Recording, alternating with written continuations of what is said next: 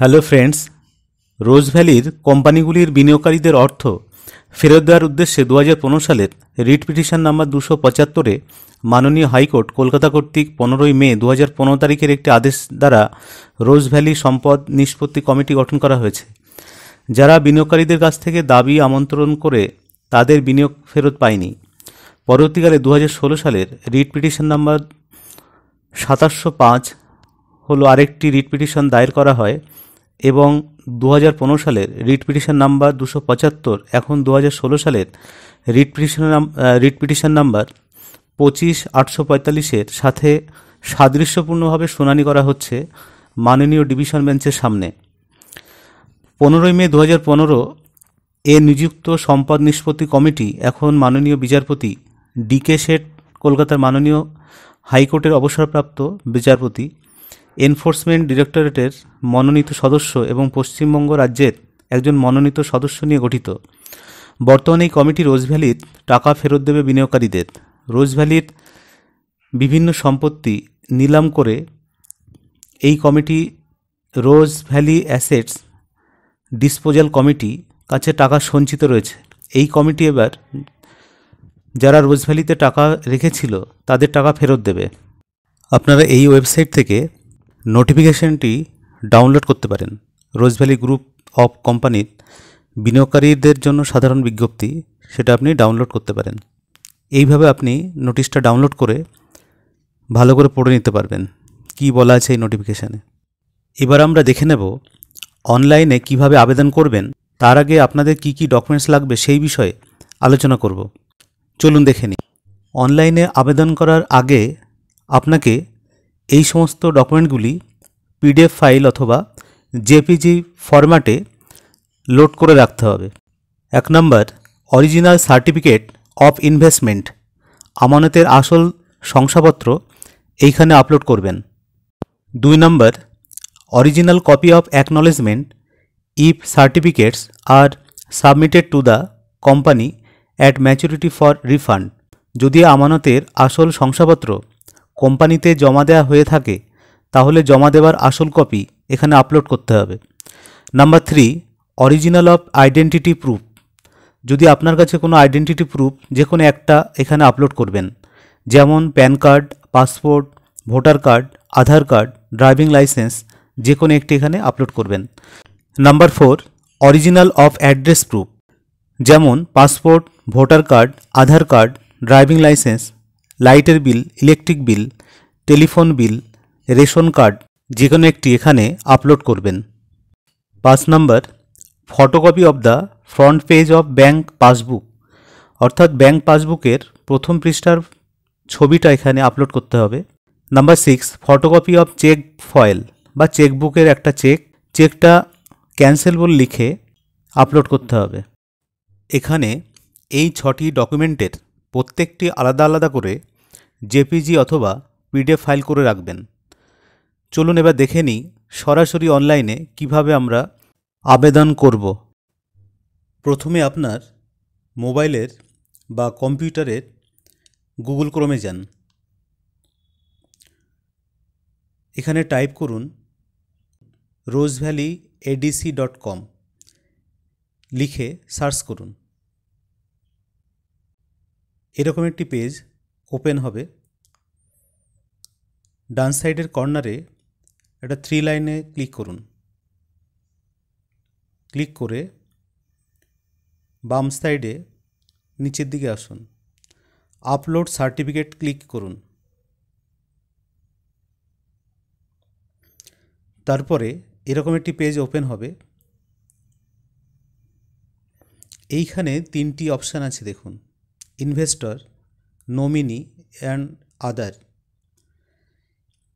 তা আপনি যদি ইনভেস্টর হন তাহলে কিন্তু এই ফর্মটি আপনাকে ফিল আপ করতে হবে।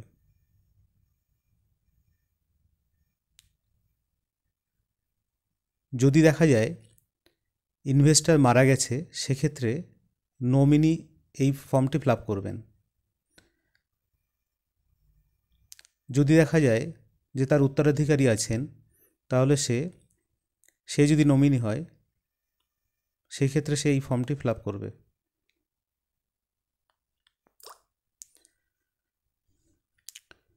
আমি প্রথমে আপনাদের যিনি ইনভেস্টর তার ফর্মটি নিয়ে আলোচনা করছি, তার ফর্মটি নিয়ে আমি ফিল আপ করব। প্রথমে কোম্পানির নেম এটা সিলেক্ট করুন। এখানে দেখবেন রোজ ভ্যালির যেটা আপনার সার্টিফিকেটে আছে সেইটাই আপনি এখানে সিলেক্ট করবেন। Rose valley hotel and entertainment limited যেটা আপনার সার্টিফিকেটে থাকবে সেটা এখানে সিলেক্ট করবেন। তারপর ফার্স্ট ইনভেস্টর অর্থাৎ প্রথম আমানতকারীর নাম এখানে লিখবেন। তারপরে বয়স লিখবেন, এখন যেটা বয়স সেটাই লিখবেন এখানে। জেন্ডার সিলেক্ট করবেন, মেল ফিমেল যেটা আপনার সেটা সিলেক্ট করবেন। তারপরে ফোন নাম্বার দেবেন। মোবাইল নাম্বার দেওয়ার পরে এখানে আইডেন্টিটি টাইপ কী কী আইডেন্টিটি টাইপ আছে, আধার কার্ড আছে, driving licence, pan card, passport, voter I card, এইগুলো যে কোনো একটি আপনি সিলেক্ট করবেন। তারপরে এখানে আধার নাম্বারটি দেবেন। সেকেন্ড যদি ইনভেস্টর থাকে, in case of joint holder, যদি জয়েন্ট হোল্ডার হয় সেক্ষেত্রে আপনি এখানে দ্বিতীয় যিনি ইনভেস্টর আছেন তার এখানে নাম লিখবেন, তার বয়স দেবেন, তার লিঙ্গ সিলেক্ট করবেন, ফোন নাম্বার দেবেন, আইডেন্টিটি টাইপ যে টাইপের আপনি দিতে চাইছেন সেই টাইপ দেবেন এখানে, আধার, প্যান। তারপরে এখানে আধার নাম্বারটি বসাবেন।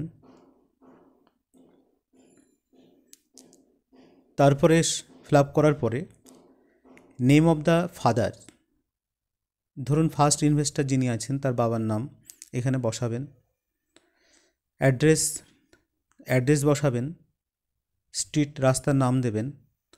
তারপরে ভিলেজ বসাবেন, ভিলেজ, টাউন, সিটি, গ্রাম বা শহর।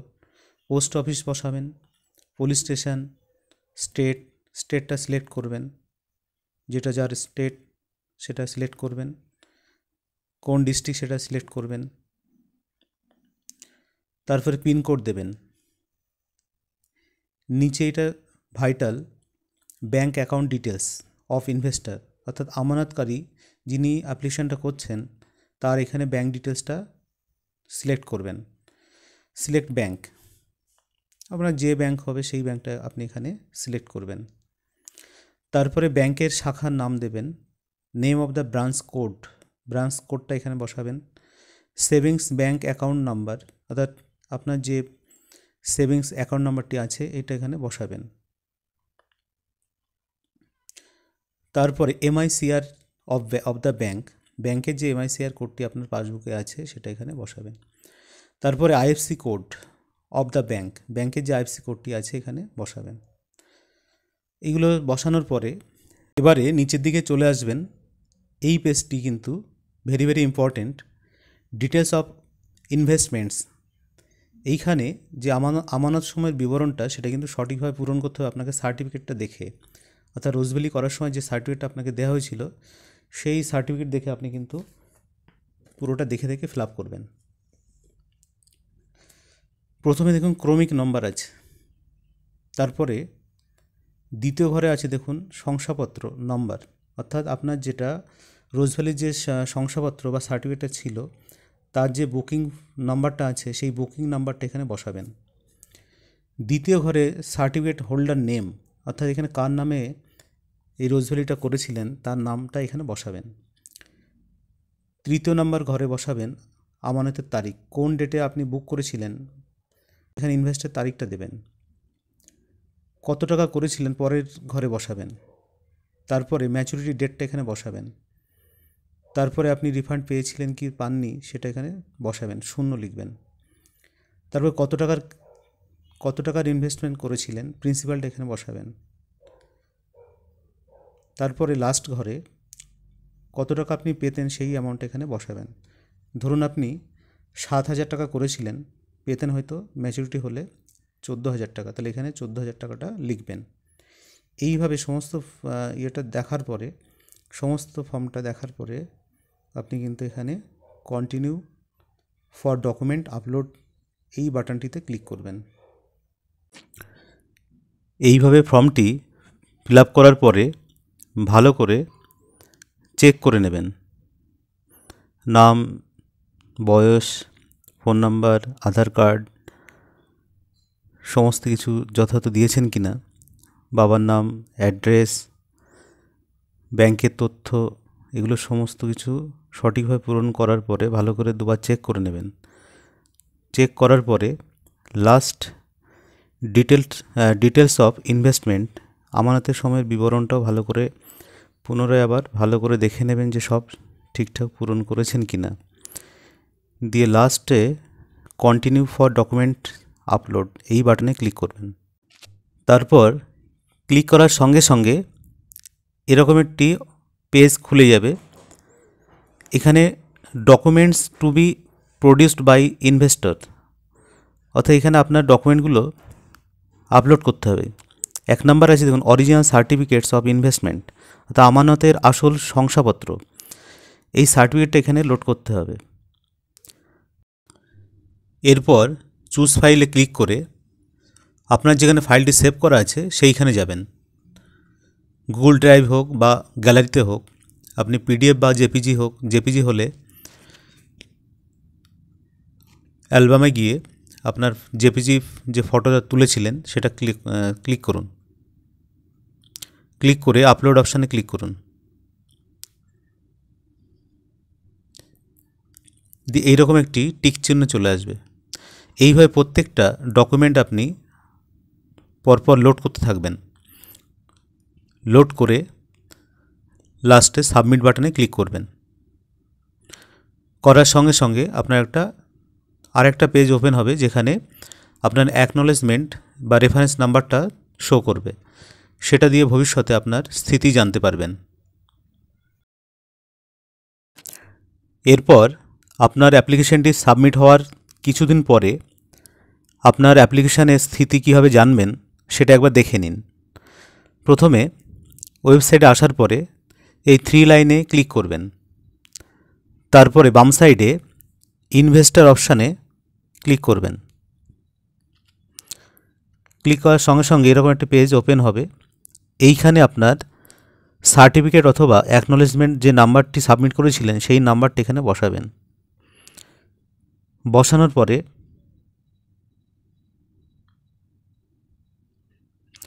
এখানে যে ক্যাপচা কোডটি আছে সেইটা প্লাস করবেন।